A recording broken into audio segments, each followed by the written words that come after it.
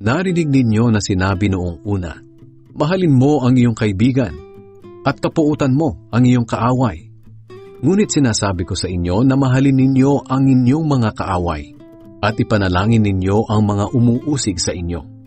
Kung gagawin ninyo ito, magiging tunay na anak kayo ng inyong amang nasa langit.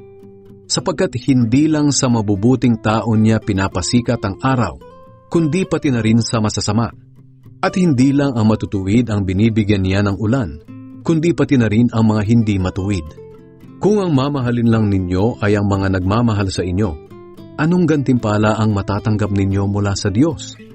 Hindi ba't ginagawa rin iyan ng mga maniningil ng buwis na itinuturing na masasama? At kung ang binabati lang ninyo ay ang mga kaibigan ninyo, ano ang ginawa ninyo na nakakahigit sa iba?